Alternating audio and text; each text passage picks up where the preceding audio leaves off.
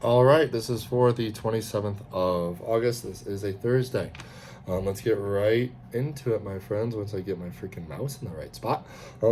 Starting off with a core temperature warm up, 200-meter jog, and then return of the 200-meter skip. You guys know I love that one. Then PT specific, what do we got going on here? We have a wonderful boom, boom, boom, boom, boom, 3 rounds of 6 1.5 Spanish squats, 15 total forward and back line hops, 15-second bottom of front squat hold with an empty bar, and 5 burpee broad jumps. So, Spanish squats, we know what those are. We know why we're doing them, but once again, you're doing them to warm up those quads. Get some blood flow in there to help kind of ease any tendon pain we might have. Forward and back lines, so it's just know those lateral hops, another forward and back. So it's going to be 1, 2, 3, 4, 5, 6, so on and so forth. Then 15-second bottom of front squat hold with an empty bar. Coaches, this is a great time for you all to go around and critique people, like not critique, I mean correct people with proper front squat etiquette. All right, making sure that bottom position we don't have that butt wink. It's not super detrimental to have that butt wink, but once we get really heavy load on there, we don't want that. So if you find someone has a butt wink, bring them up a little bit more until that butt wink goes away. So basically they're as low as it can until that butt wink is gone. Some ways to get rid of that butt wink is to focus on bringing those elbows nice and high, as tall as we can, get that chest up while still keeping that midline tight. And then every other point of performance for our squat. Remembering that we want our knees tracking our toes, below parallel if possible, chest nice and tall, lumbar curvature maintained, all that jazz. The 5 burpee broad jumps. Burpee, jump onto your feet and then go right into that broad jump. I don't want us to reload or anything. So basically you're at the burpee, come down, jumping up ready, loaded, go. Okay, turn around after each one. Then what we got going on? We have the wonderful, power, more power again. So we have so it's 5 rounds, 20-minute time cap. Last week I was a little, I don't say generous, but I was wrong. I made too long of a time cap. We didn't need that long. So it's 5 rounds this is 5 rounds, 3 rounds, so 5 rounds, 3 front squats, 4 double dumbbell vertical jumps, 2 completely over box jumps, turn me around, rest 2 minutes.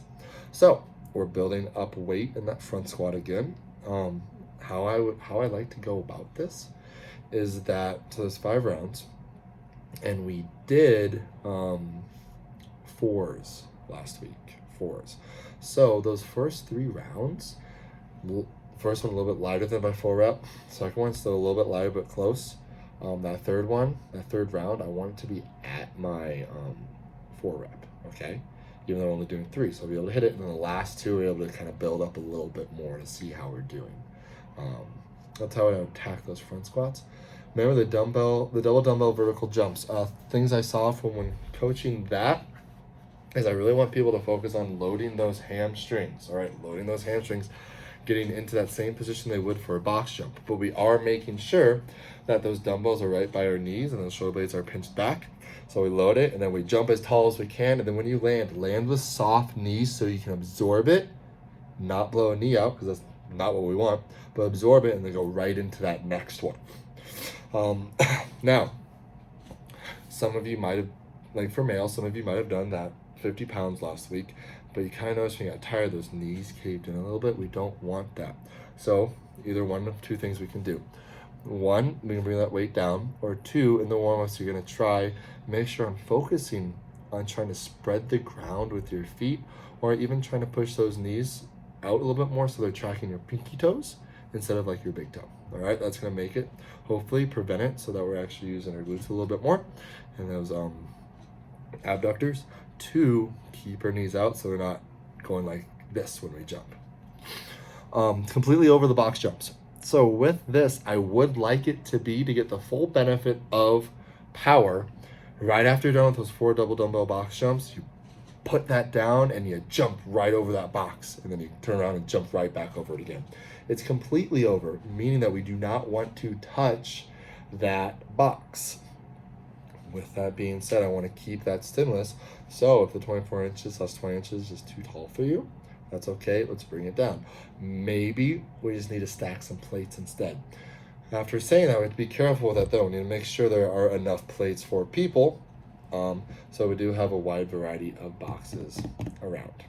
Okay? Then 200 meter run. Then rest 2 minutes.